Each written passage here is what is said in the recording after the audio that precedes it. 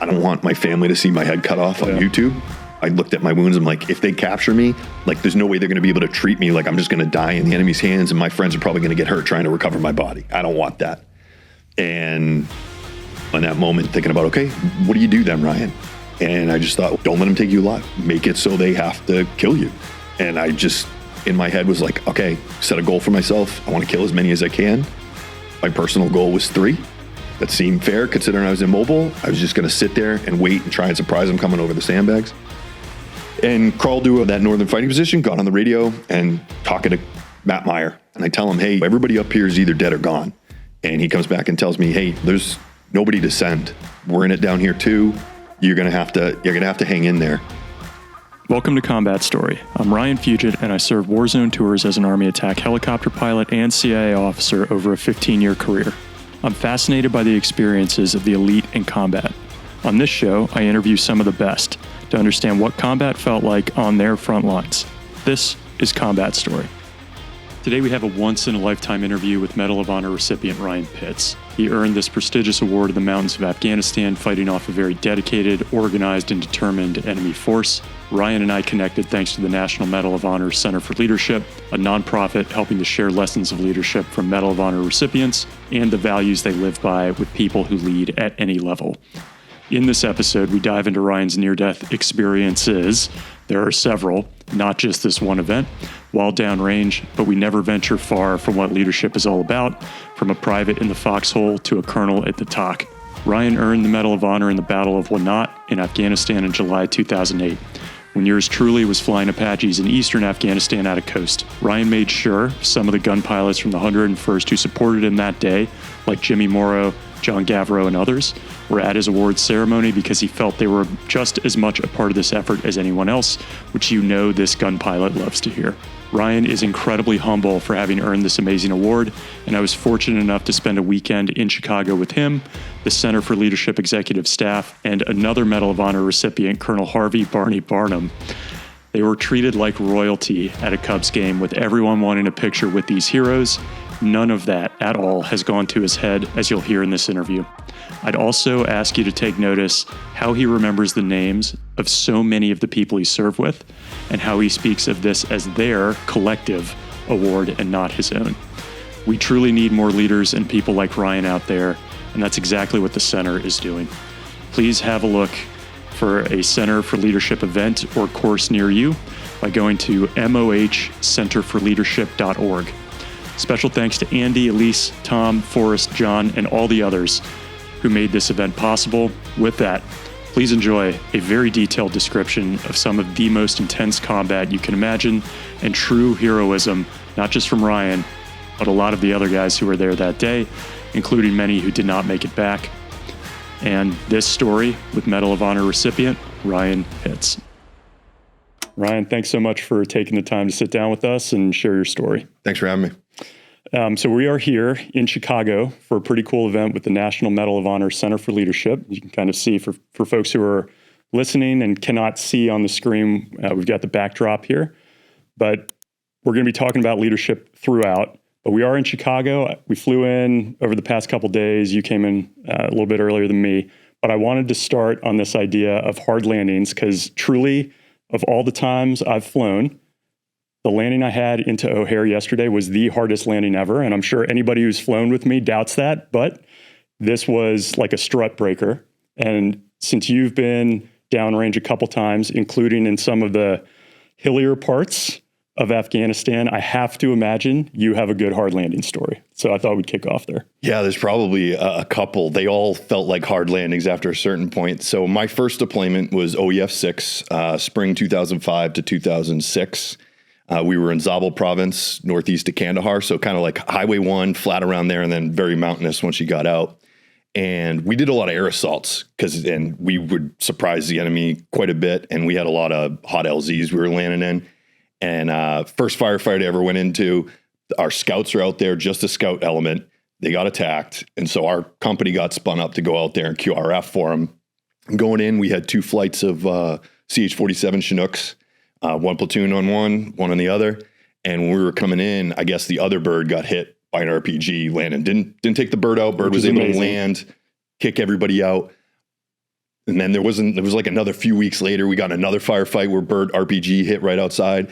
And I think it was a Pennsylvania National Guard unit. And it was every air assault after that, hot LZ or not, we were coming in like a bus hitting a brick wall. I mean, they were coming in, turning and burning, yanking and banking, all that stuff in a bus, right? Yeah. And just hit. I thought the aircraft lost its struts. The wheels were in the dirt. And, I was amazed that we were still able to walk coming off and just running off, but it felt like car accidents. Yeah.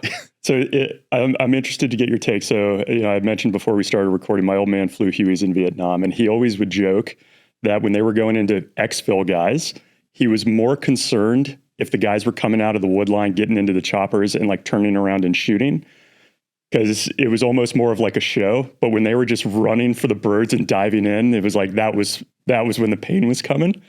Did you experience anything like that when you guys were downrange? Not exfils. No, not on exfils. By the time we were getting exfilled, usually the battlefield was pretty secure. Yeah. All right. Enough said on that. Just before we kick off, love your name. Why are you named Ryan? Is there any history behind this? I don't think there's any history behind it other than just Irish family. I guess it means like little king. Okay. Middle name's McSheffrey. That's pretty Irish. Right. Nice. Mine's Donahue. Yeah. So yes. There we go. All right. Awesome. The old country. I work with a woman who was named after Nolan Ryan. I'm like, that's cool. That is cool right there. All right. I wish I had a good story. Yeah. I'm the same. I was just curious if you had something in there. Okay. You can't believe everything you read online, of course, but I have come across a story where you knew you were going into the military from a very young age, maybe kindergarten age. Is this true? Like you told the teacher this at one time? Yeah, no, I think my family still has some of like the drawings I did where it's like, I'm going to be a soldier, then a professional football player, then I'm going to retire. I wish I'd followed that path. It didn't work out that way. But yeah, for a lot of my childhood, I was one of those kids running around New England in the woods, picking up a stick. You find that good stick that looks like a gun, running around out there. And then into paintball in high school. So was I, yeah. The tactics. It drifted a little bit from me in high school as I got a little bit older and was more interested in chasing the other sex around and having fun with my buddies. But when it came time, my senior year, junior year, and starting to look towards the future, friends were going to college, getting accepted. I was accepted to college. I was accepted to the University of New Hampshire. But I just didn't know what I wanted to do. I didn't feel passionate about anything. I wasn't a great student, mainly because I didn't apply myself. I had my family boot car background. My old man was a machinist and ran his own small construction company. I knew my family would do everything they could to help me out with school. But I knew at that time I wasn't going to be a great steward of their resources. So I decided to join the military. And, I look back on it and I wish it had come from that place of altruism, of patriotism, of, this is my duty to serve. Yeah. It was January 2003 when I enlisted halfway through my senior year.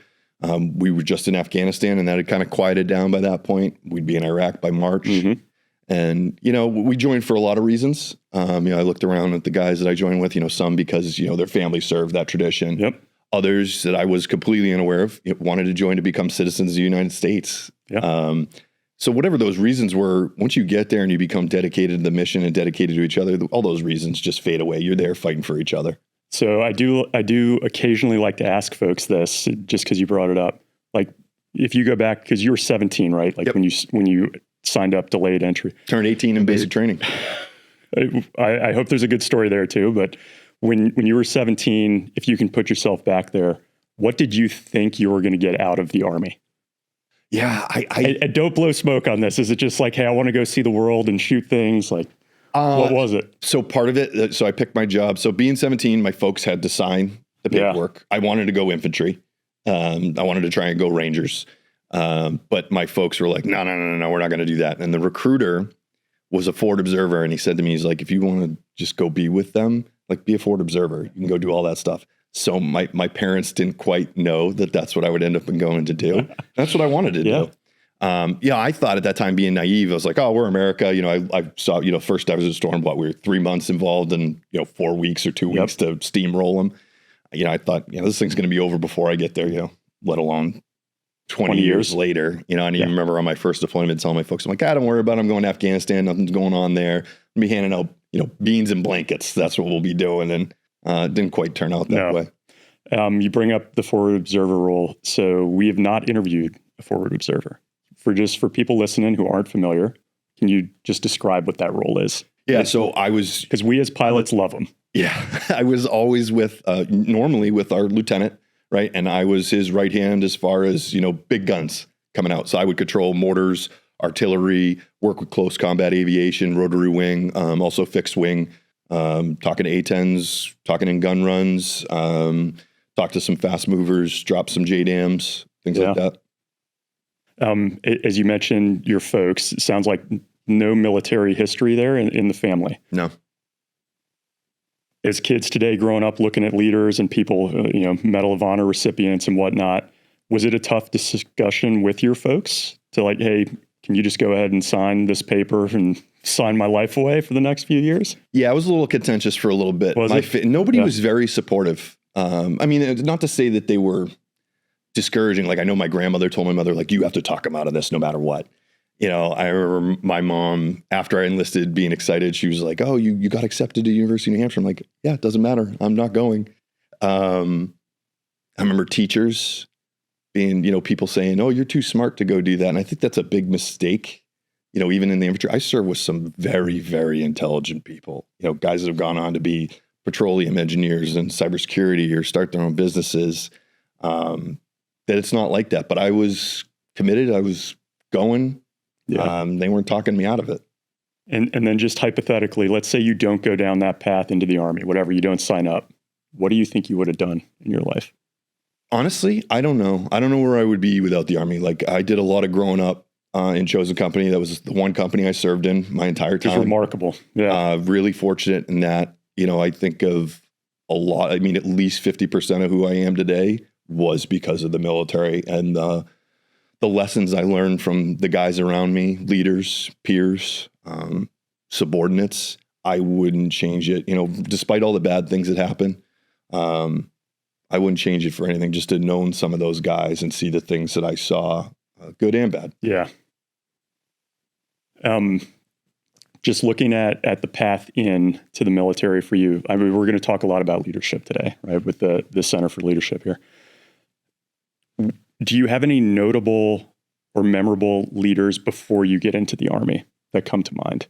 Family, teachers, someone in the community? Yeah. My grandfather for me was a big one. He was a star athlete in Massachusetts growing up, great basketball and football player. He's a big guy. He was 6'5", like 225. He became a high school vice principal. He coached like through his entire career. Just a real quiet, solid guy. I'd hear stories about him at school. Yeah. Like, he would mess with the blinds when he was like interrogating kids that got in trouble, so that the sun would shine right in their eyes. Or I hear stories about, to tell if they had been, using drugs on campus. He'd be like, what do you think about green M&Ms? Trying to just throw them off tangents like that. But I also heard stories about, an active shooter scenario actually in Concord, Massachusetts at the school. Somebody had brought in a gun and everybody's heading one way and my grandfather's going the other way, towards that kid. He was always helping out other people. So he was a big influence in my life, big leader. There were definitely teachers along the way. I think maybe saw something in me. One that comes to mind is Viet Pham was my chemistry teacher in high school. I had him for 2 years. And, talk about a guy that like held standards. I remember I was going to get the first 100 on a test, like in his class. It was either going to be that year, or I don't think it was going to be ever, but that I moved a decimal point and he didn't give me the 100. Yeah, he was like, this is the standard. This is the rule. This is how we do it. You either pass by the standard or you don't. And he was a great guy. And even to his story, he was a refugee from Vietnam, coming out of the Vietnam War. Yeah. Okay. You end up going, as you said, chosen company 173rd. How do you get there? Like, of all the places you could have gone in the US and overseas, was it a battle to get there? How do you end up there? It was good luck. Which is a great assignment, by the way, right? Oh, yeah. This is Italy, folks. Yeah. Yeah, like wasted on me initially. So I went to basic training when I signed up. I was just forward observer, not airborne, needs of the Army. Send me wherever you want me to go. I didn't care. Stupid on my part. I should have been right. It worked out, though. It did. Yeah. But it was during some downtime. We're sitting in a classroom environment in basic training with I think it was probably the entire company. And somebody came in, to give a presentation about being a paratrooper going to airborne school. And I was like, okay, that sounds cool. Jumping out of planes. I like adrenaline. This sounds awesome. what really hooked me is when they were like, hey, this is an extra $150 a month if you end up on jump status. Sign me up. Yeah, you know, and I'm making like $600 a month before taxes as a PFC. So bad, you know, I'll take a 25% Yeah. pay bump. And just from there, at the end of basic training, came down on orders. I thought I'd be going to the 82nd, right? I was like, oh, that's the mothership. That's where all paratroopers go. I'm going to go to North Carolina. I'm telling family that. And then I came down on orders for the 173rd. And man, didn't even know then how lucky I was. Did you know anything about the, like, Nope. No. Showed up and learned that they had jumped into northern Iraq, you know, saw enough Great movies story. Yeah. to be like, I don't want to be the replacement. But learned so much from those guys when they came back and their experiences. Oh man. So I have a nephew who was in the 173rd, and just telling me about life in Italy and that experience sounds phenomenal, but the history of that unit is spectacular. So just out of curiosity, are you private when you roll up? Yeah. Okay. What's it like being brought in as a private in the 173rd as the war is a couple years in? I mean, rough. I mean, they were on us, right? Every tiny little mistake, you know, was do the right thing even when nobody's looking. You better be an expert on your, like constantly being quizzed on our jobs and proficiency. Physical fitness was huge. Yeah. We ran a lot. There in Vicenza, they can't do it anymore, but there was Monteberico. So we'd run downtown and go up this mountain, turn around, come back. We had all these like other crazy, there was Dark Side was the 10-mile run. Goat Trail was like the 8-mile run up this tiny little thing. Jurassic Park was up through the woods, through all these different little wood steps. It was hard. Like, I mean, I hated my first 2 years in the Army as a private. Nobody loves I'm sure. that time, right? Like, I didn't think I'd mop so many floors or, you know, pull weeds out of in between so many bricks. But they did an incredible job training us and preparing us and showing us, like, you know, this is going to be uncomfortable. There's not going to be any timeouts. You're going to find out what you're made of. You know, we jumped into Bunker DZ and Grafenwehr, and then, you know, ruck marched all the way across post to the range, bivouacked at the range. I mean, they were trying to make it as hard and as miserable as possible, because it still doesn't even hold a candle to what you're going to see in combat. I feel like 173rd is almost like see a lot of conventional infantry units. I feel like they're almost somewhere in between like the conventional and the special ops world. For whatever reason, it's just the training. Couple things. One, had you traveled outside the U.S. before you joined? I'd been to Montreal, which in New Hampshire, you know, it's not that far. Yeah. I had never been on a plane. I had never been further west than New York State or further south than Washington, D.C. Oh my gosh. So my first plane flight was out to basic training. And so basic training, then you go to Italy, and then obviously we're going to talk, you're going to go to places in Afghanistan that many people will never ever hear about or could find on a map. That's insane. On the leadership topic, before we get into like, you're in battle and directing folks, which I think a lot of people think of for leadership, when you talk about mopping floors, how does that tie into leadership? And truthfully, like, however you want to take this one, I'm not trying to softball you, but I feel like there's something about doing the grunt work that makes you a better leader on the other end. Yeah. I mean, the first thing that came to mind when you started bringing it up is just learning how to be miserable quietly, like in silence. You know what I mean? To suffer in silence, because there's a lot of that. But it's also attention to detail, because it can seem like, just mop this place. But there's going to be like little standards. They're going to come in. They're going to nitpick. And so some of that's teaching you your own attention to detail, to like kind of that forethought of like, okay, what are they going to be looking for? All right, let's make sure I get all these corners. Let's go the extra mile and do the better job. Like, you're going to mop this floor better than anyone. Oh, yeah. Like, it's going to be amazing. I'll go get some mop and glow. We'll shine it up, whatever it is. But also, that also comes into like the volunteerism, when they'd ask for details and it's kind of like, you don't know what you're getting into. You kind of learn to let go of maybe some of that control and be ready for the situation that's coming. Cause they're asking, all right, I need 5 volunteers. Well, if they only get 4, everybody else is doing push-ups and somebody's getting selected and is going to be miserable. So you just learn to raise your hand and run over there and move as fast as you can. Like, that's also part of it, is just doing everything to the best of your ability as quick as you can, so you can be ready for the next thing. So there were a lot of good lessons out of that. And I mean, the great leaders, I think, were standing there over our shoulder, also like quizzing me on things. Yeah.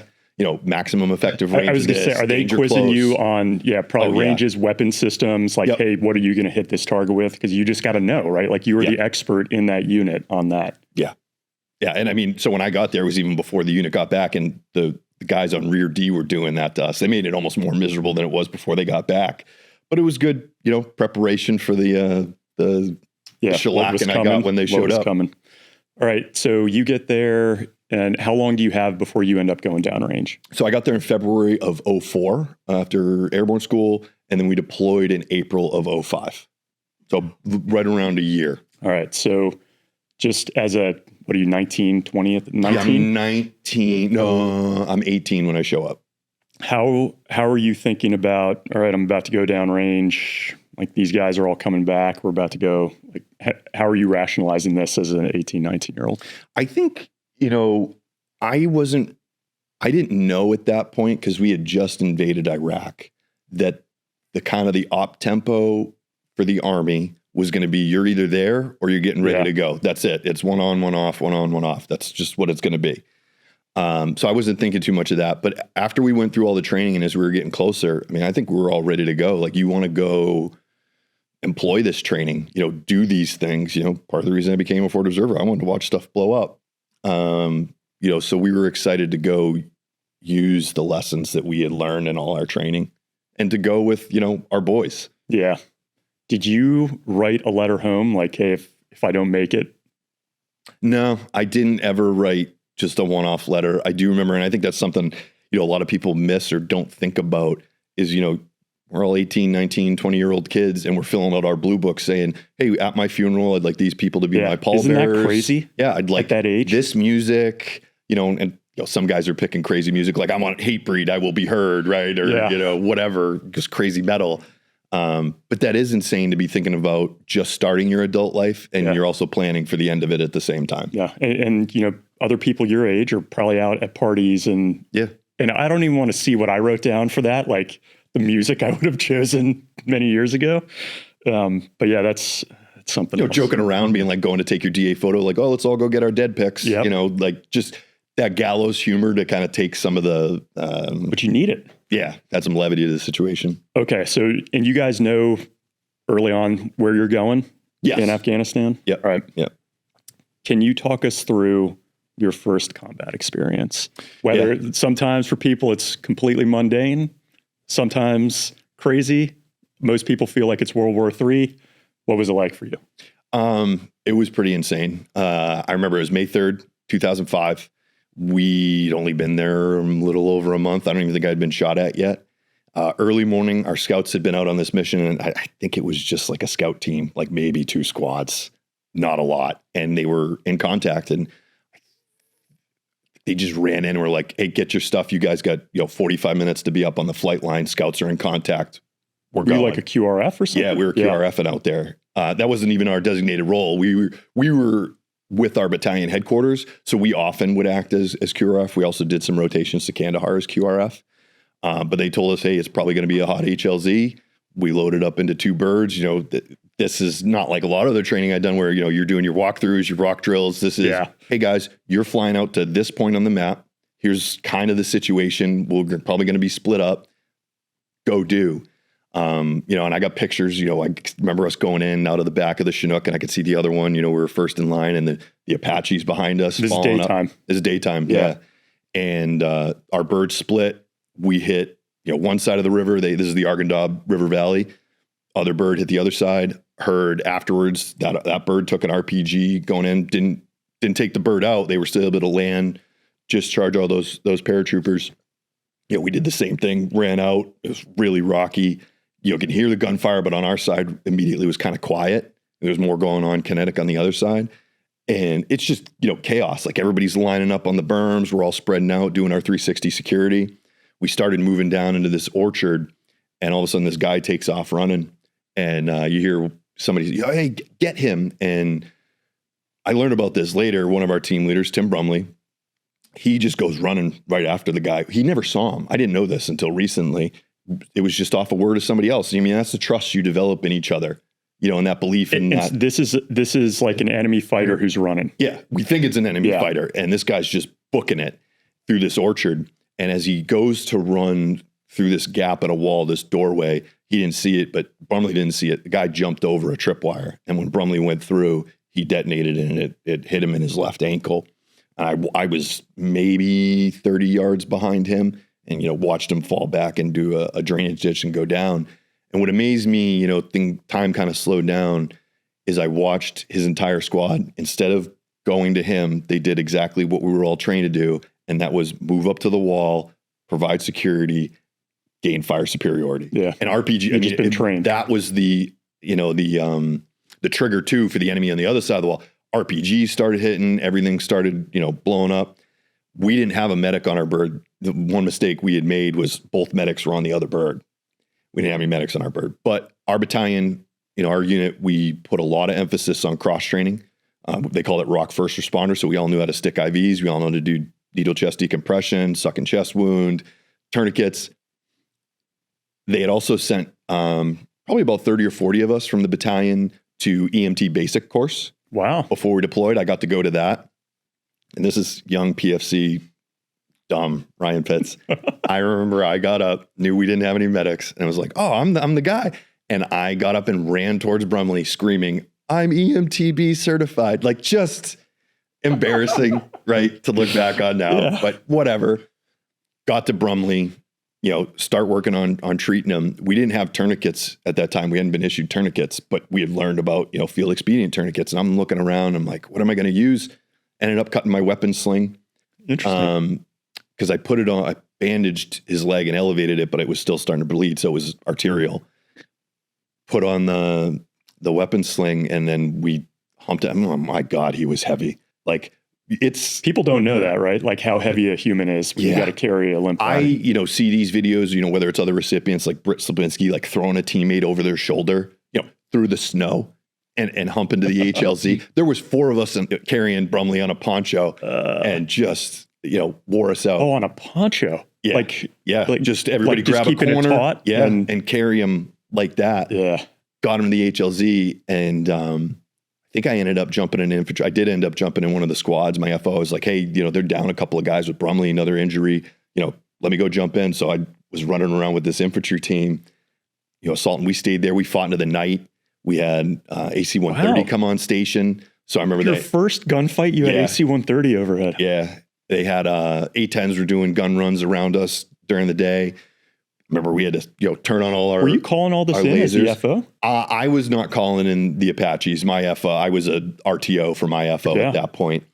And after that initial, basically after Brumley went down, I was running around. I was just an infantryman. Got it. Yeah. In an infantry squad, and I went through the night all night. I think we maybe stopped and rested for like 20 minutes, and then into the next day, quieted down, stayed there the next day. Did our BDA, and then left. Incredibly, didn't take any KIA. We had some seriously wounded. There were some crazy stories out there. One of them, Chris Choi, this Pacific Islander dude. I mean, maniac, loved him. Squad leader. He had told his squad, "Hey, follow me." Well, in the heat of the moment, they didn't hear him, and so Choi rolled out on his own and came up on a machine gun nest and ended up taking it out on his own. Hearing about it, as he was assaulting. Magazine goes, dry. He switched to a frag and put a frag right in the enemy fighting position. He got a silver star for that. Actually, at the end, I think it was Michael Brennan, the scout squad leader, our weapon squad leader, Matt Plaskowski, who stayed in a position after getting wounded, and Choi all got silver stars. One of the other things that happened, one of the guys we were with took a direct RPG to his M4. Hit him right around the slip ring. Luckily, it didn't detonate. But I mean, the tail fin ripped a chunk out of his leg, snapped his weapon in half. And that's when it was just, I think for me coming out of it, just being like, this was just absolute chaos, like stuff you can't even, that is crazy. Think A-10s. Up. Yeah. And that was the first one. And then for that deployment, it felt like every month we had a fight like that. Up until about July. Dude. Okay. A couple things on that. You mentioned you're a forward observer, but you kind of plug in as an infantryman. Are you accepted into the infantry kind of ranks with that? Or do they see you as an FO, as someone different? I wasn't really, I maybe at that point a little bit, but by the second deployment, no. I mean, whether it was medics, whoever was with us, I was... Do whatever. Well, it was also that by my second deployment, we all came in as privates together. We were all the team leaders. Yeah. It's almost all but two of the team leaders in the platoon I was in were guys I served with as privates, and we kind of grew up together, and half the squad leaders I knew. So I felt like I was pretty accepted as one of them. I mean, granted, they still give me a hard time. One of my buddies, Brian Hissong, will still be like, "Hey, Pitts, where's your CIB, your combat infantry badge?" I'm like, "I don't have one." He's like, "That's right. You got a combat action badge." Oh, yeah. They're always giving me a hard time. I'm like, I did everything that you did. Yep. So interesting. Also, kind of on the subject of leadership, so you're a private in this battle, right? You're lowest man probably on the totem pole on this battlefield. But I think when you kind of look at what the Center for Leadership is trying to do, it's a lot of like lead from where you are, and these skills can be taught. If you're talking to a group of PFCs now, what are you telling them about, like, how can you be a leader even though technically you've got like 7 leaders on the battlefield with you? Yeah. So for me, I talk about leadership's not about position or title. Like leadership's about action, right? And you can be a leader as a peer just through your actions, the things you do, doing the right thing. One of the things that I miss the most is, we were all buddies, and you're pumping each other up. You also are leaders in the sense that, like, when your friends making mistakes, be like, "Hey man, you're off your game. Like, what's going on? Like, this is unacceptable. Like, we're best friends, we're brothers, but like also you're messing it up and putting the rest of us at risk. Like, pull your head out of your third point of contact." A story that I think of when I think about anybody being a leader is in that last battle on July 13th, 2008, Jacob Sones, lowest guy on the totem pole because he'd been demoted once or twice. He's not a garrison soldier, right? I joke around. I don't think he ever got picked up by the MPs, but it was like that guy. You get out at 1700, 5 o'clock, 5:30, the MPs got him. Like, he's already in trouble. Not a garrison soldier says it all. Yeah, right. But great in combat. And towards the end of that battle, I'm by myself. I'm calling for help down to the company commander. Everybody with the radio can hear our conversation. They can also hear the enemy talking in the background on my radio. They were so close. They also heard the company commander, Matt Meyer, say, "Hey, there's nobody to send. Like, we're taking casualties down here too. We can't send anybody." Okay, got it. Jacob heard that, Sones, most junior dude, and says, "That's Pitts up there. Like, we got to go get him." And wasn't taking no for an answer, wasn't looking for permission. His squad leader, Israel Garcia, rolled with him, met up with Sergeant Sean Samaru and Mike Denton, Specialist Mike Denton. And they fought their way into the OP when I thought nobody was coming, and saved and that's leadership. My life. And that's anybody can be a leader. Damn. Okay, so we'll get into that battle, of course. So just, you're coming out of, I mean, even that as your first battle that you just described is more than most people will see in entire deployments. And you say, you have one of these a month for 12 months and probably several of those. When you come out of that deployment, like, how are you thinking about, all right, I'm in the Army, I'm probably doing another one of these. Like, how are you rationalizing all this? I mean, I was okay with it. I got stop loss for my second deployment. And I was fine with it. Like, these are all my brothers going. Like, this is what we trained for. Like, I wanted to go. And you're in the right place for you. Yeah, I was in the right place. Honestly, you spend all year. I remember getting back from my first deployment. You spend all year, dreaming about how awesome it'll be when you get back. And I remember getting off the buses and going to my room and sitting on my bed and being like, what now? Like, I felt lost. Yeah. It felt naked without my weapon that I'd had with me for a year. Like, it was a part of me, right? It was an extension of my body. And that kind of autonomy to choose what you wanted to do. But I can also very vividly remember being in Afghanistan, especially on my second deployment, like walking around and I'm already stop lost and being like, I enjoy this, like the sense of purpose, the camaraderie, the teamwork, the challenge of learning what you're made of, trying to make a difference and trying to protect my country. I love the people that I was with. And just, how nuts is it that I'm here? Yeah. On that first deployment, had you, and not to make light of this at all, but had you taken a life in that deployment? I honestly don't know. Been there on the battlefield when we had, there was this guy just made a mistake. We were driving down Highway 1 and he started shooting us from the side of the road. And, I roll out with the 1 infantry squad on the PL. As the FO, I always had to carry my radio. Yeah. So I'm the only guy with a backpack. And then, my PL's like, hey, we want to, when the Apaches show up, let's tie a VS-17 or, a orange scarf to the back of your so I'm the target. And we converged on this one dude and all of us, engaged him. And there was others. Yeah. But, a lot of times you don't see much. You're just all shooting in the same direction. Yep. And then you just do the BDA afterwards. even the intensity of some of those battles, was there anything you learned to decompress the night of, or whenever you get back to your fob or whatever position where you can rest for a second?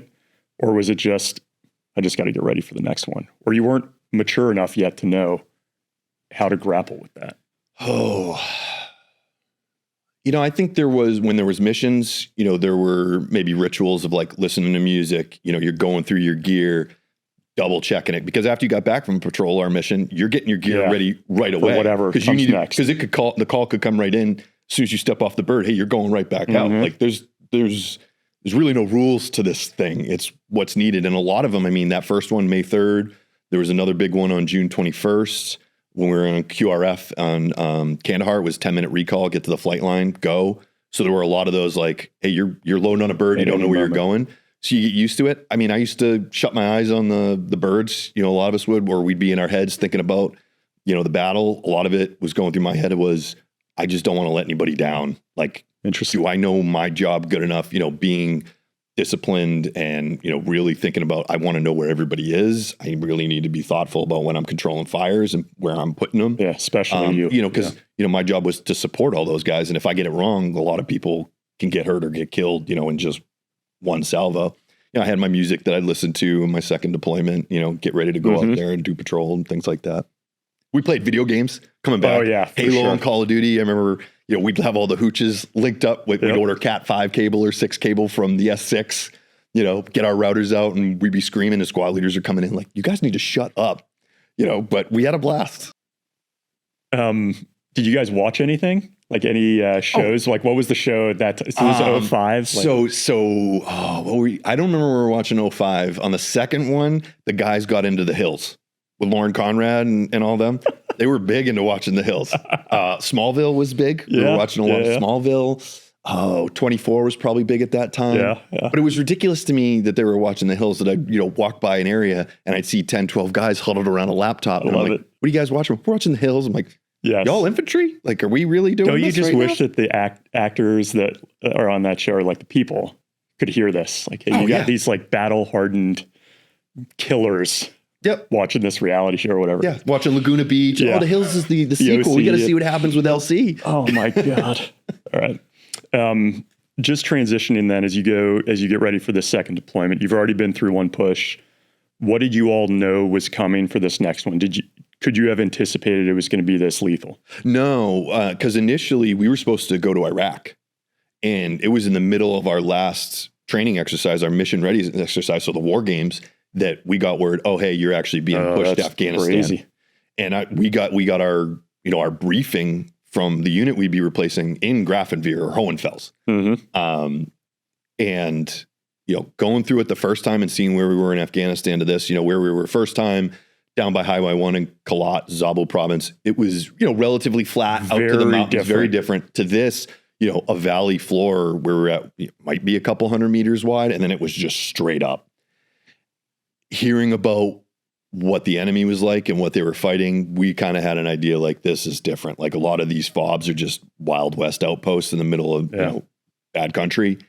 This is very different terrain, hearing about this enemy. We certainly learned about it when we got there about how, they planned like we planned, op orders and sand tables and rehearsals. Which many people don't expect of that enemy, right? Like they weren't doing it in our first deployment where we were the second time. These organized. Guys, they were organized. There was variety too from like where Battle Company was down in the Korengal. We did a rotation down there to give those guys a break, and those guys were hard charging for a year. They knew, hey, you leave the wire, you go 100 meters south, you're getting shot at. Every day they were getting shot at, right? Super contentious. Up in RAO in the Wagle, they would almost lull you into a sense of complacency. Quiet, not even like probing fire. And then all of a sudden, mass attack trying to overrun a base. And so going into that, what's your role this time? As we think about leadership, like where are you at? What role are you? So I actually moved up from RTO to FO on my first deployment. It was actually on that June 21st firefight. Loaded with my FO, Chris Tobias. He's the one that raised me and taught me like everything, like incredible leader, like especially junior leader. He pushed back against what I thought military leaders. He didn't yell at me. Yeah, he'd scuff me up when I made mistakes. But I also remember he had like a very Socratic method sometimes. He'd ask me like, Pitts, why'd you do it that way? Trying to understand what my thought process was and help me understand why certain things were important. He never held back any of his knowledge. Like he was always trying to make me better and push me. I remember I could outrun him. He'll probably watch this and disagree with me, but I could outrun you. But I can remember him pushing me and telling me to run faster from behind me. You're not doing good enough. Man. I love that. Yeah.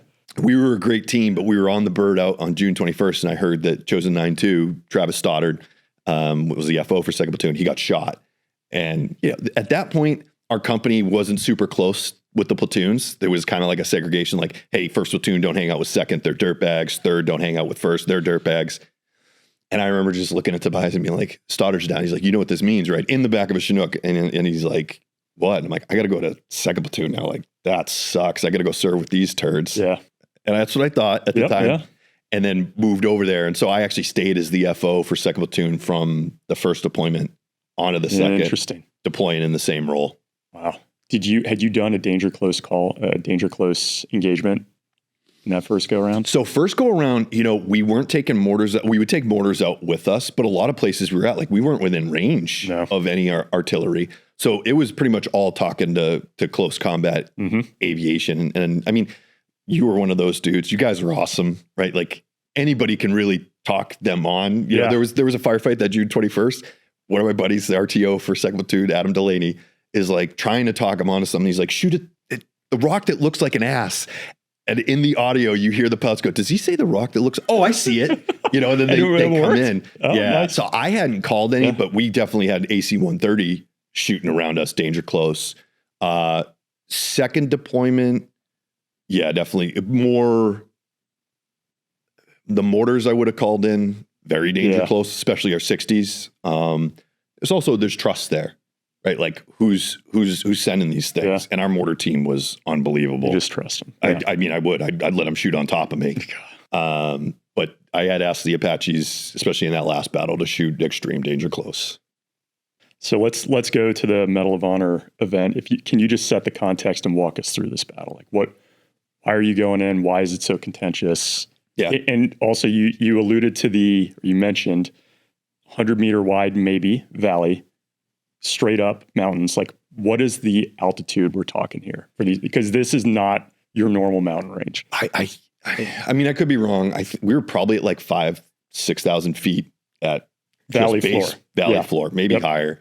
And then 7,000-8,000 or more once we climbed up. And I mean, that's a lot of patrols, particularly we had some bases. So just to set it up, my platoon spent a lot of our time with our battalion headquarters in Nangalam, kind of like the main city there in Kunar, Nuristan area. And then the Waigal went up to the north, and way, way up north, we had 2 fire bases. We had Combat Outpost Ranch House, which was just stuck on the side of a mountain. HLZ was the top of a Bondi, just a mud hut. Birds couldn't even power down. Like they were kind of half hovering there. And then the other was Combat Outpost Bella, Valley Floor, a couple of OPs around, and there was less than a platoon at either one of those. Jeez. Only resupplied by helicopter. If we had wanted to get there on the ground, we probably could have driven to a certain point, and then we would have had to walk in, and probably was at least a day to get up there, maybe more. So not great areas. Ranch House was almost overrun in August when we got there. The enemy took about half of the base. They penetrated half of the base, and our guys held them off. It was Eric Phillips, Jason Baldwin, Hector Chavez. Like there were guys stuck in fighting positions behind enemy that could hear him running around. And I mean, even talking about just like small leadership, like sometimes you're by yourself. One of our guys, Jetta Deloria, he was in a position that collapsed, was like one of the main spots they rolled through. They nailed the position with RPGs. It collapsed on him. He's got shrapnel. He can't move. He can hear him running around him. At one point he's talking about trying to throw rocks at him to distract him. He Z'd out his radio, even though that was his line of communication, because he didn't want them to get, and by Z'ing it out, like making it so it's inoperable. Yep. So it couldn't fall into the enemy's hands. One of the guys, Jason Baldwin, threw like 40 hand grenades, just trying one after a time, trying to hold them back. And in that fight, posts couldn't see each other. It's absolute chaos. Everybody had to be a leader. And if your team leader went down or somebody was wounded, you had to continue to defend your post and hope everybody else is doing their same job. They repelled it. They did A-10 gun runs inside the wire of the base. I saw the hole in the Tactical Operations Center where a round came through the roof. They were able to repel them. Incredible. Eric Phillips got a Distinguished Service Cross. I think Baldwin got a Silver Star. There might have been some others. Matt Ferrara got a Silver Star. We went up after that, broke that base down, burned it to the ground. Like, we just couldn't, we knew we couldn't hold it. Yeah. Broke down to Bella. Coming to the end of the deployment, we knew that they were going to try and overrun Bella. And they were starting to step up attacks, but we knew they couldn't quite figure out how to crack that nut of how to get in there. Incoming unit, less people, less combat experience, bad area. So we needed to do, our battalion commander, our company commander, we need to do everything we can to set this new unit up for success. So the decision was made to break down Bella and simultaneously move up to the village of Wanat and occupy some of that power vacuum that was going to be there, locate near the populace. This is 2008. It's 2008. And can you just describe, you mentioned platoon size elements. How big is a platoon, just for people 40. to rationalize? Okay. Yeah, it's about 40 guys at Bella. Small, yeah. Right? We took 49 Americans to Wanat. So when we moved up to Wanat, we had about 25 Afghan National Army. So with them, we're 2 Marine ETTs. We had a squad of engineers.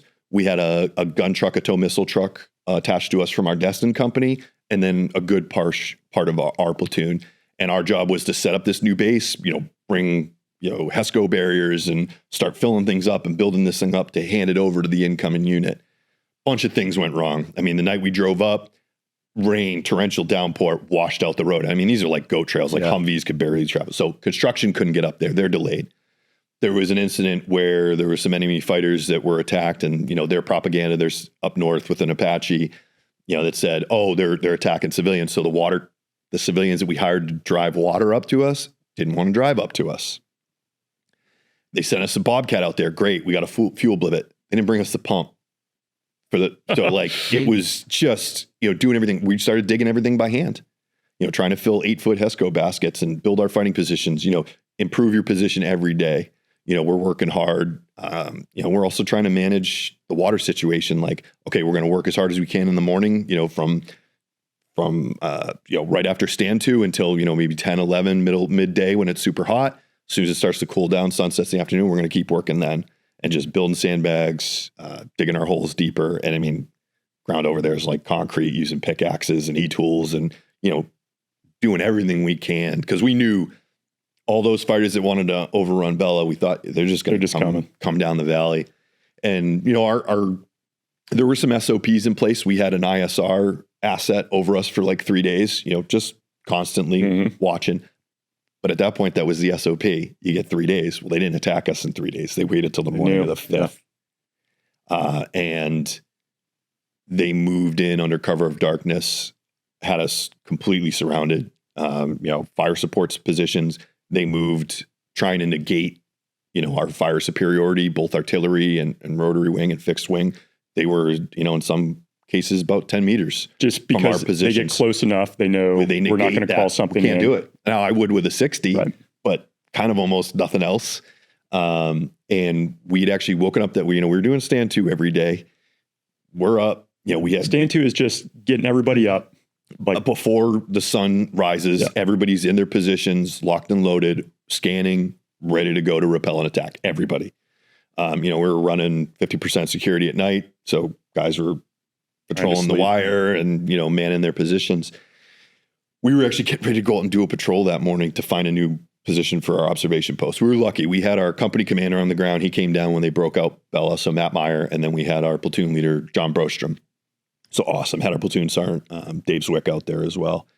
And that morning, stand 2 went by quiet, but we noticed, in the days leading up, a lot of fighting age males around, a lot of people sitting around drinking tea, watching us. I even remember at our position over the OP, guy just climbed a tree and was just looking into our position. I'm like, get out of here. But there wasn't much, there's nothing we can really do other than just yelling at him and tell him to go. And again, Ryan, you guys are in elevated. Not much. We were just outside the village. And so like that, there's been conjecture about the location of our OP. Our platoon leader, it's a game time decision on the ground, right? Normally, we're going to be in the high ground. You want to have that so you get the observation, you commanding position. But he was also very much thinking about, well, we only have so many guys on the ground. I want to be able to reinforce where you are. So you're not too far. Yeah. So he picked, kind of the best that we could do. I wanted to take over the top floor of the hotel. I was like, we got cash. Look on the guys. Like, we could rent it. Yeah. Like it's already a built hardened structure. Like, those things can take a beating, and we just couldn't with the population.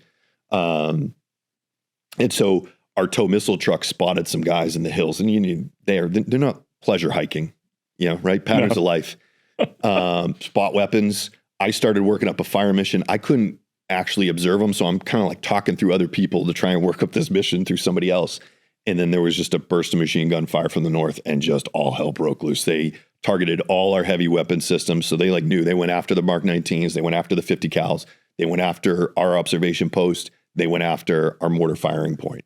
Every position was just rocked. What time of day is immediately? This is about 4:30, 5 o'clock in the morning. So some daylight. Oh yeah, there's daylight at this point. Like, we were getting ready to go on a patrol. Like, we'd already gone past stand 2, but they were just everywhere and all around us. And where are you at this point then? I'm at the observation post. I'm about 100 and 150 meters outside of the vehicle patrol base. It's in the middle of the village. We're about 75 to 100 meters from our first squad, who's kind of manning a traffic control point on the road. All right. So that's when kind of coordinated attack happens, and they know exactly where to target. It sounds like they're going after the heavy weapons. Talk us through, man, what happens in this day? So right off the bat, a bunch of us at the observation post are wounded. I take shrapnel. I don't remember if it was like half jumped, half thrown. I ended up in like a whole different fighting position, and, kind of come to look down at my legs, and they're just perforated with shrapnel. And I'm looking at them. I can see a piece of shrapnel came through the back of my left boot, partially severed my Achilles. And shock was actually starting to settle in my legs. And I'm sitting there and I'm looking. I remember looking at my feet and being like, okay, just wiggle your toes, like move your feet. I couldn't move my legs at all. Like, what hit couldn't you? lift my knee. It was shrapnel, RPGs, and hand grenades. Okay. It was a mix. I was hit several times, like several different volleys. And at that point, I had never been in a fight where our wounded had to do anything. Right? Usually we just moved them to a casualty collection point. Hang tight, man. We're going to get you out of here. I can listen, I'm the senior guy up there with this other NCO, Matt Gobble, and I can hear all the guys around me, these specialists, and immediately returning fire, like immediately doing what they're supposed to be doing. My bell was rung. Like, I'm dazed. I'm trying to figure out what's going on. It's absolute chaos. There was 9 of us up there. I don't even know where everybody is. I'm terrified of like what's happening to the guys. I crawl to the southern fighting position where Jason Bogar is, figuring like, I need somebody to treat this. I need to get a tourniquet on this leg. I had taken some shrapnel on my left arm too.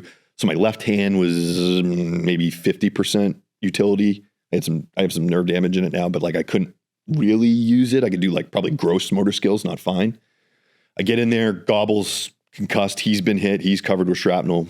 Bogart turns. He was just returning fire on the enemy, standing up with his saw, just unloading. He turns around, sees me and Gobble, looks at me, Sergeant Pitts, what do you need? I'm like, I need a tourniquet on my right leg. I said that rock first responder in the EMT course, we learned, the femoral artery, you can bleed out inside your body in 2 minutes. And I was hit right along, where it ran, had him put a tourniquet on. I was like, keep putting it on tighter. I didn't bother with, any bandages. There was just too much. I'm like, we don't have enough Perlex and Ace bandage to bandage me up. So just forget about it. We'll just let the tourniquet do its thing. He said, all right, you good? Moves on to the next guy. And he just stands up and returns fire.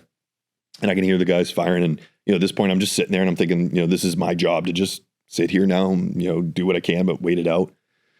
Tyler Stafford crawled into the position. He had been wounded in the opening salvo. He had tried to, detonate claymores. He tried to return fire. He told me Matt Phillips had been killed. Matt Phillips, again, another guy just doing his job in the complete absence of orders, knew that everybody's got to gain fire superiority.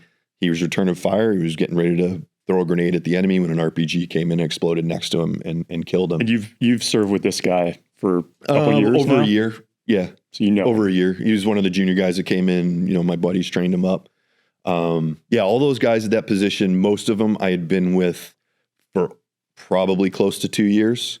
2 guys, Chris McKegg and Jason Bogar, were both replacements that came to us halfway through the deployment.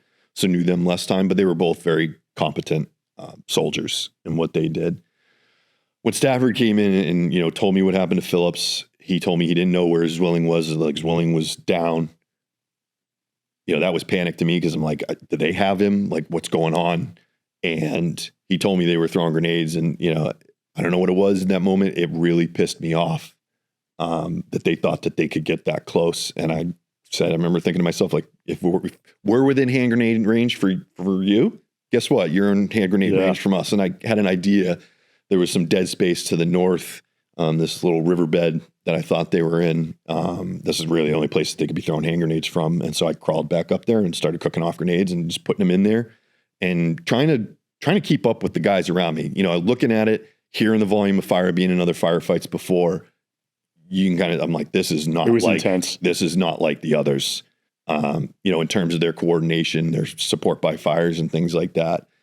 And just trying to keep up with the guys around me. Are you putting weight on your leg this time? I'm dragging. Yeah. And, there was a 240 Bravo in the position. We learned all the weapon systems. I'm like, all right, I'm going to start using this and do my job there. So I used my hands to prop my right leg up into kind of like a kneeling position. I'd pull myself up, blind fire over the top of the 240, and then come up and start trying to engage. But the rounds were in a soft sack.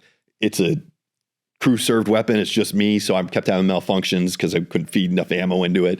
Pull it down, clear the malfunction, repeat. And while this is going on, Pruitt Rainey, gun team leader, specialist, he's managing the fight as best he can. He's moving ammunition around. He's telling people to control rates of fire. He's talking to me, telling me what he needs, giving me updates to relay to our commander. My commander's asking me, what targets do we want to fire? I had pre-planned targets out there. Yeah, I'm trying to do the radio. I wasn't really effective as a forward observer at that point. I was trying to get targets with our mortars, but an RPG went into our mortar firing point, hit the ammo cache. Those guys had to vacate. Sergio Abad was mortally wounded in there. Our guys are dragging him across open ground while bullets are just falling like raindrops around him. Hector Chavez got shot through both legs trying to drag him, to cover, but they got him back to position. I mean, everybody, like, it wasn't any different down at the vehicle. Everybody was basically like an island in the same situation that, I was, just trying to return fire. And, we're lucky Brostrom, was hearing about the reports, what was going on up at the observation post, and turned to our company commander, Matt Meyer, and said, hey, our boys are in trouble in there. I got to go. And Matt, that's John's leadership right there, but it's also Matt's, because Matt trusted him. He didn't question it. He could have been like, no. Yeah, he could have said that. I need you here to do this for me. And he said, nope, I'll handle the radio here. You go where you think you're needed. And Brostrom rolled out with a medic, Doc Hewitt, who came to us. He wasn't even part of our unit when we deployed, but he backfilled a medic we had at Bella. And this kid was so great that we were all like, to our platoon sergeant, Matt Kaler, at the time, we said, we got to keep this kid. And so we did. Yeah. And Hewitt went with him, and Hewitt got shot just running to second squad's position. So Hewitt had to go back. Brostrom gets the second squad by himself, and he's asking for volunteers. Like, hey, we're going to the observation post. They're taking casualties up there. I need some people to come with me to go reinforce. And, when I think about courage, I think about this moment. There was a guy there, Jason Hovader, sweetest kid in the world. Hilarious. And I say kid at that point. I'm 22, 23. He was 26. Just youngin', but I had seniority on him. Sweetest kid. So funny. They'd bring him out for re-enlistment ceremonies to mock our battalion commander, do an impersonation, because he was spot on, and, be the battalion commander. Very religious, very devout in his faith, grew up singing with his family, traveling around. He's from Tennessee. But I remember that he would talk about being afraid of dying. And that wasn't something we talked about, right? We're all beating our chests. Everybody's, fake it till you make it. I'm not afraid of dying. We're here to fight. But he would talk about it. And I think about the courage that it took just to do that. But on that day, knowing this is a guy who's, actively afraid of dying and, talking about it, when Brostrom asked for volunteers, Hovader raised his hand. And this is the gnarliest firefight I've ever been in. Yeah. And he went. And I don't know how they made it. They took the most direct route to the observation post that they had to. This is to you. Yeah. They had to pass probably within 10, 15 meters of probably some enemy positions. When I think about it in my head, not the exact same, but I liken it to when Lieutenant in Band of Brothers, when Lieutenant Spears, they're in Bastogne and Foy, and Spears gets up and runs to link up right through the like, that's what I think about. Like, that's, my version of what they did. And they showed up, and I didn't know they were coming. Brostrom scared the hell out of me. He popped his head up over the sandbag next to me. He was like, "What's up, Sergeant Pitts?" And I was like, "Jesus." And he's like, "Where are they at?" I'm like, "Take a look around, sir. They're everywhere. Like 360. They're down in this riverbed over here. They're over to the right over here up in, this area." And he started, and I was relieved that he was there because Gobble and I are both wounded. We've got a fully physically capable platoon leader. I trusted John. He came to us halfway through the deployment too, right? He replaced our first PL, Devin George, in November. He was a total bro. Like Brostrom was, he's an Army brat. His dad was an infantry officer and then was an aviator. I think he was an Apache pilot. He had served in Desert Storm. John came in, said, "Hey, I'm going to be tougher than you, Dad. I'm going infantry." Yep. Big surfer in Hawaii. He loved to talk trash to all of us. He's like, "Sergeant Pitts, when are you going to come lift big boy weights with me?" But very tactically sound. Like, he just knew how to fit in with us. Like, wasn't trying to, be anything other than himself. And I think that's an important part of leadership too. Like, he was authentic to John. Yeah, that's interesting. To who he was, when he was real. And we knew, caring about your subordinates is so important. And he was that guy. We knew that he wasn't making decisions based on his career. He was making decisions on what was best for us. Sometimes that was stuff we didn't like, right? We could do the easy patrols down at the valley floor. No, guys, we're climbing up. When he wanted to take the fight to the enemy, respect that. That's why we're here. To be fair, like, that's not easy to do in a leadership position where you're like, "Hey, 15 of you, we're going up here," and everybody's pissed off at you, and they're going to be pissed off, but you got to do it still. Yeah. And we trusted him though. When he explained it to us, and he would solicit in, feedback. They tell all the lieutenants that, like, listen to your NCOs. He was listening to the NCOs. And we knew that, if there was something that he'd push back, company, battalion, whoever, he'd go defend us and keep, that S from rolling downhill onto us. Yeah. But so glad that he showed up. Like, he was just such a great leader. And he's immediately, redistribute, when Rainey's telling me, "Hey, Brostrom wants the 240, take it." And then I'm back on the radio. I'm trying to help redistribute ammo. And the guys around me were doing incredible things, right? Like Bogart treating people, turning around, immediately standing up and returning fire. I mean, like, totally exposing himself to enemy fire. I learned later after the battle, Ayers, quiet kid, quiet guy. He was a little bit older. He was 20, 26, 27, but he looked much older than us. Like, he was the old man of the platoon, and he hated it like that. Quiet, very quiet, Georgia boy. He had driven trucks before he joined the military. I remember, you do ruck marches, you do hard things, physically hard things, and, you're just sucking. Life sucks. But I would look to other people, be like, all I need to do is find somebody hurting more than me and just draw my strength from that. Be like, yes, he was somebody you could always count on to look over and be like, he's more miserable than me. Never complained, never fell out. Yeah. Just was right there. Like, almost like just like a sleeper, like it's really good below the radar dude. And on that day, he's manning the 240. He took a round right off his helmet, knocked him off the gun, and he got back on the gun and manned it until he was killed. Totally unassuming dude. But as I look back on it and like what I saw from him, like, am I amazed at what he did? Yeah. But am I surprised that he dug deep like that and did that for us? No. It didn't surprise me at all. And there, from what I've read, there are moments where you're on the radio and I think you're talking back maybe to the commander and they can hear the enemy because they're so close to, like, through your radio transmission. This happened shortly after Brostrom. I don't know how, like, time just... I can't imagine. Like, I don't know. It could have been 5-10 minutes, but, after Brostrom showed up, they're moving things around. After a time, it felt quiet in the OP. Like, it just didn't sound like the same outgoing fire was happening. And I didn't want to yell out, so I started crawling around. I could look down to where Brostrom had set up, and I can see the guys' bodies, and nobody's moving. I crawl and I look up in what we call the crow's nest, where Ayers and Rainey and McKegg were, and nobody's up there either. I get to the southern fighting position, and nobody's there. And that's when I realized, like, I'm by myself. And that's when I could hear the enemy talking around me. And I remember crawling back to the center of the fighting position of our OP and thinking to myself, like, just starting to think, okay, like, what do we do now? Like, what do I have? All I can think about is, like, I don't want to be captured. I don't want my family to see my head cut off on YouTube.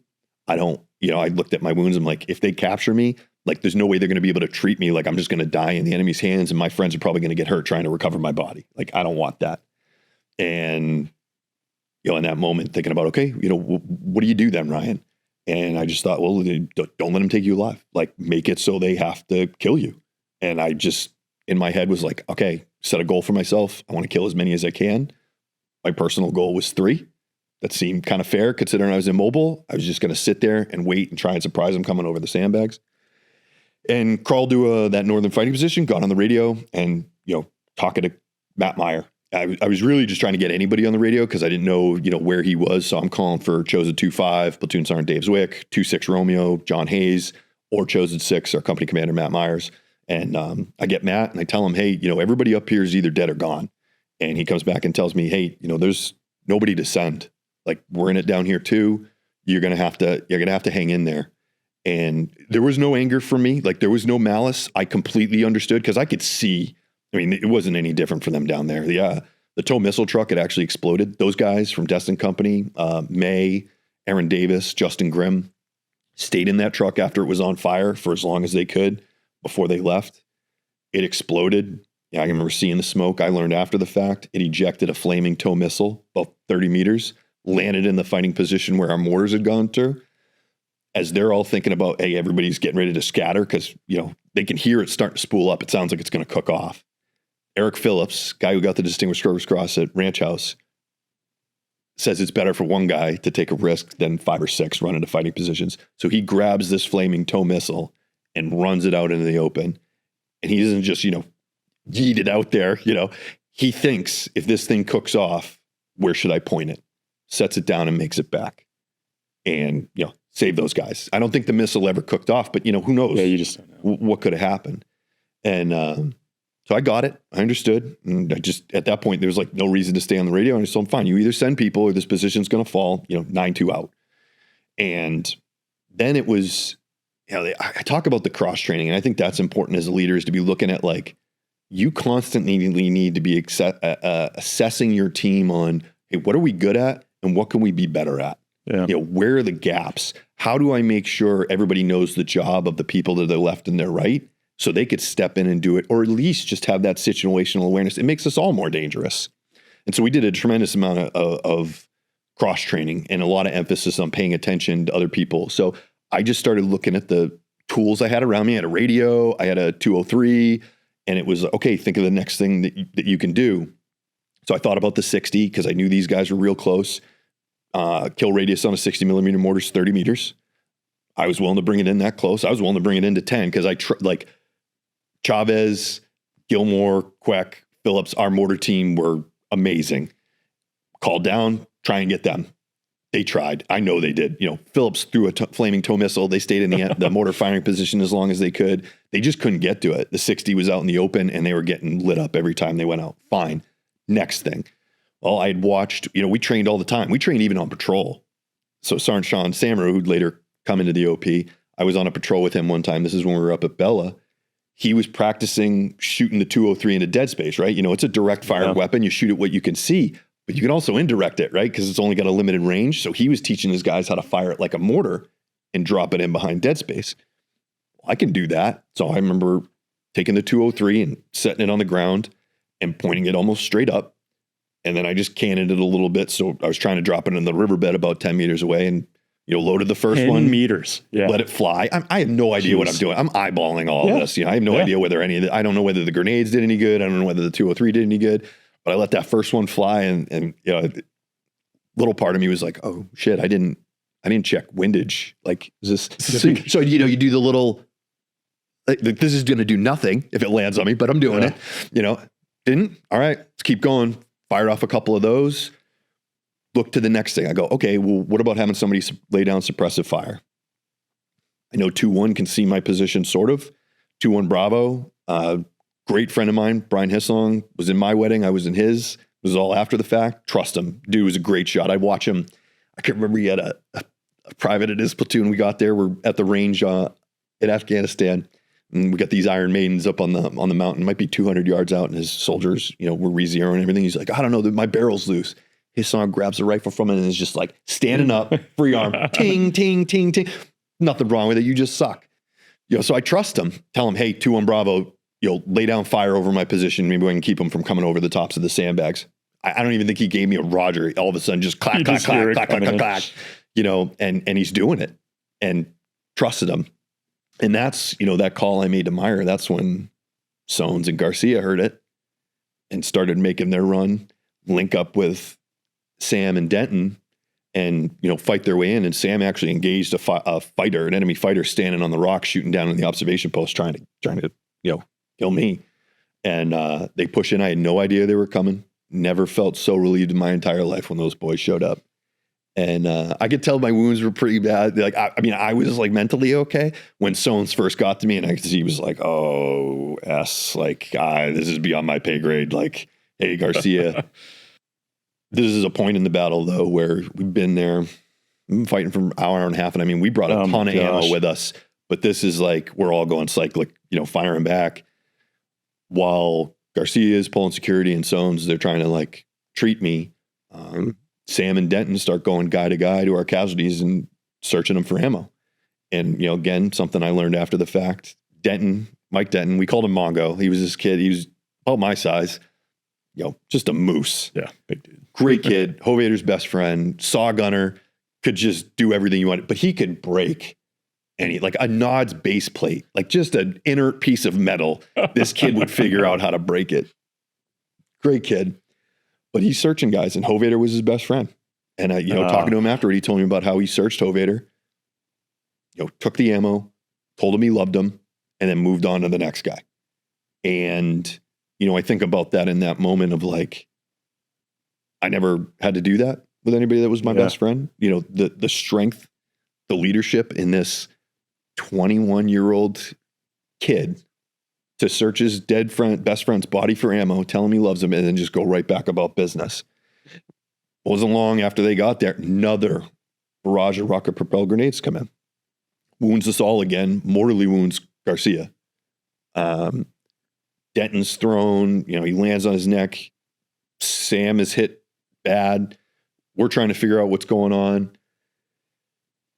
We crawl back to the southern fighting position. Sam's sitting there. He's banged up. Soanes is banged up. Garcia's mortally wounded. I'm wounded. It's like, what can we do? And I look over, and there's Denton. He's perforated with shrapnel up and down his backside, hip, bleeding out of his ear because he had a perforated eardrum. Like I said, he's a saw gunner, right hand dominant. He had taken a piece of shrapnel through his right hand, bone sticking out, and this kid switched to his non-dominant hand and is standing up pulling security. Right, like there's 3 leaders around you, down and out, not doing a whole lot, doing what we can. And this kid takes the initiative to stand up and continue to do the right thing and protect us and pull security, not making excuses, just doing whatever he can. And I was blown away. It was around this time the Apaches are starting to show up.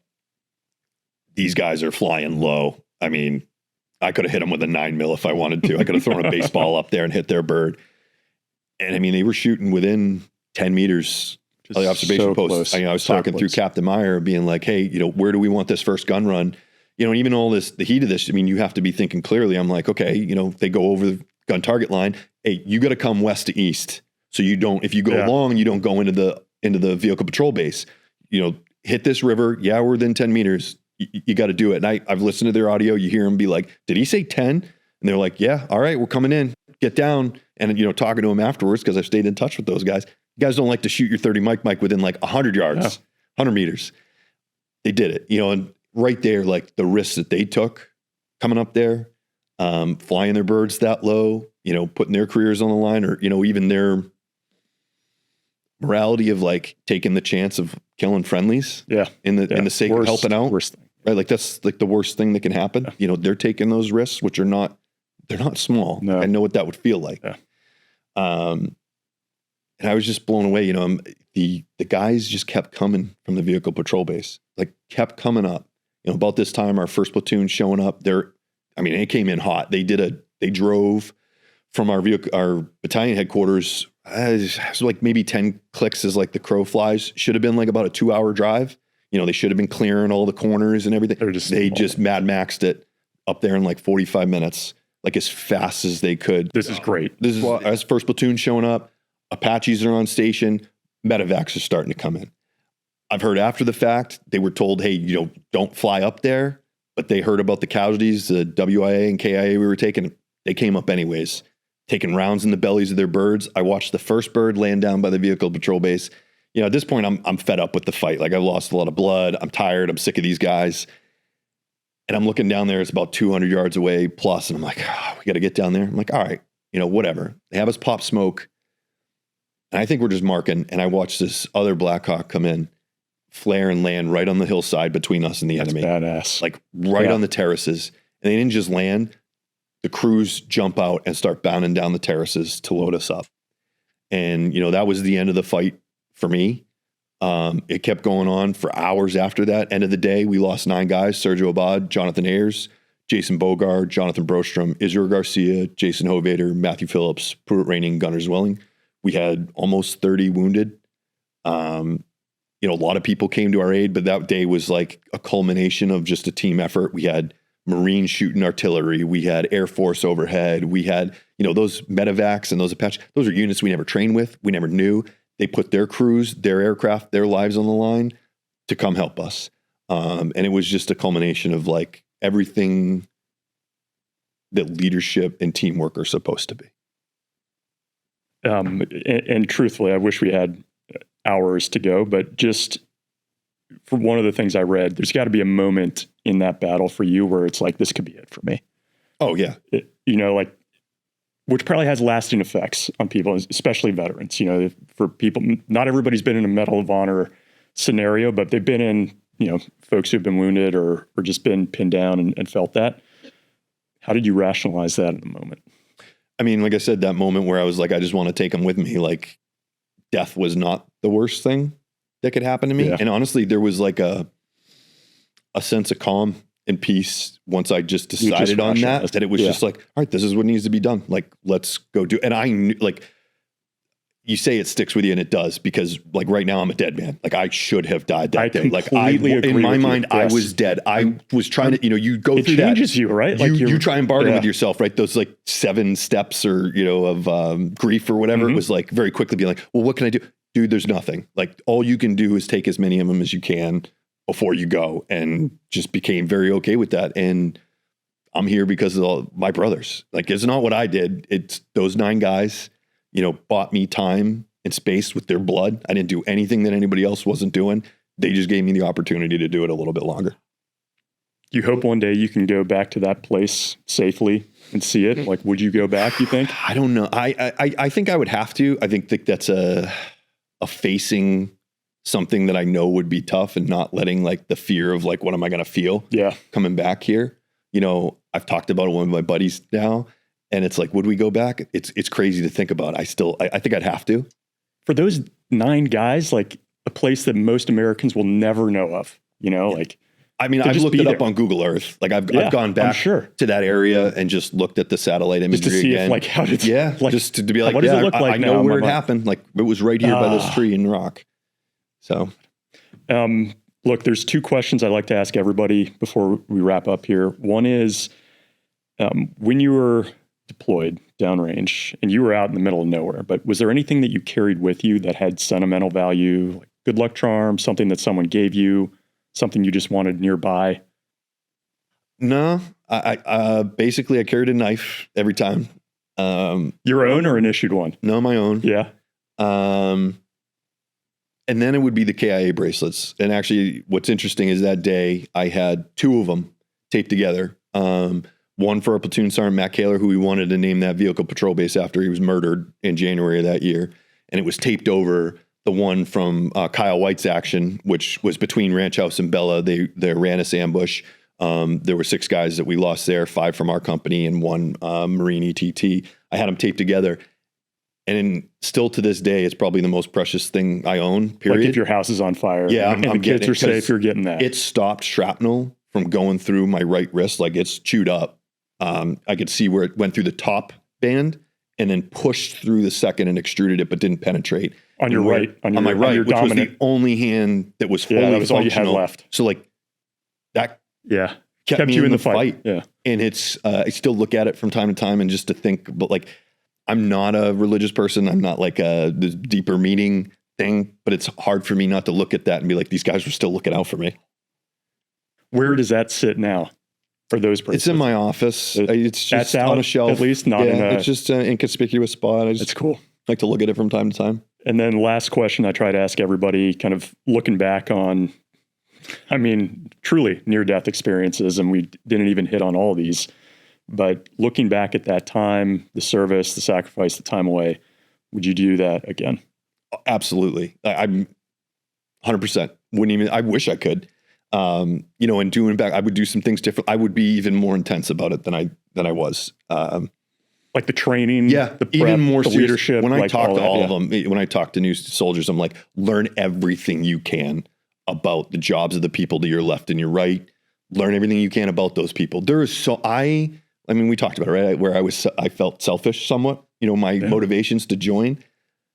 I still got so much more out of it from the people I served with than I gave. My only regret is that I couldn't serve more. And then just as we wrap here, obviously we've got the Medal of Honor Center for Leadership logo in the background. We're out here supporting that. And just to put a finer point on it, and people can find a lot more info. You can help support, you can donate, but you can also go to classes, and it's really trying to teach people, like, you weren't born being a leader. Like, you were in this moment, you trained, you picked up these skills, and I think they're trying to leverage your experiences and of other Medal of Honor recipients to share what you can do to lead in all these different scenarios: business, life, family, and the military, first responders, et cetera, right? I mean, that's like what this is about, the center. Ryan, thanks so much, man, for the time. This was awesome. Thanks you so much for letting me be a part of it. Thanks for having me. Appreciate it. I hope you enjoyed that combat story. This really was a once-in-a-lifetime opportunity, sitting down with not just a Medal of Honor recipient, but someone who earned it not that far from where I was. I have tremendous appreciation for the things that I saw these guys on the ground doing day in and day out, up in the mountains, fighting off attacks.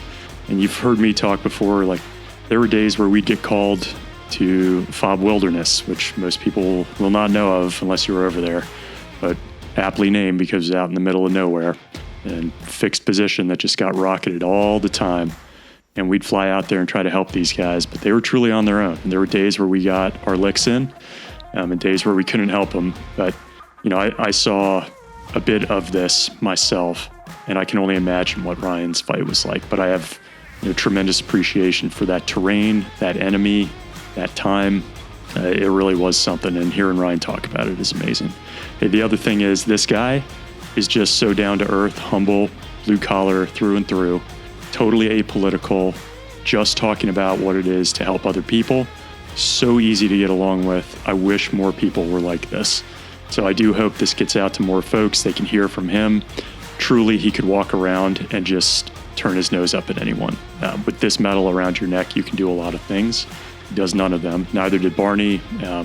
Earl, who we had interviewed before, Earl Plumley, David Bellavia, all very grounded folks. I don't know if there's some correlation there between people who are willing to risk their life to that extent, selflessly for others, and just being a humble person. I guess we'll never know, but Ryan is the epitome of that. I hope you all enjoyed that. We're going to try to do a few more of these with these folks, but please do check out the National Medal of Honor Center for Leadership. Please do donate if you can. But also, if you're interested in hearing more of these stories from folks, they travel around the country. They train first responders, they work with first responders, law enforcement, and they're just helping to train leaders on, what are effectively leadership lessons etched in stone or blood in some cases. So please do check out their website and see how you could help or participate, because they would love it. And please do share that with someone else. They went to a lot of trouble to get me there so we could talk with Ryan. They did not have to do that. They took me to a Cubs game, which, for those who have heard my interviews, the Cubs are my team. I grew up overseas, never really had anything to do with America until I came back when I was in high school. The only touch points I had to the U.S. were in Chicago. And so when I got evacuated out of Pakistan during the Gulf War, I lived in northern Chicago, became a huge Cubs fan, watched Ryan Sandberg, Clark, Dawson, all those guys down at Wrigley, have tremendous love for them. And to be able to go, they took us out, walked out on the grounds before the game, like truly out on the field. Got to meet so many amazing people. VIP treatment, just being a fly on the wall. Very cool to see. Please do check that out. Wherever you are, stay safe.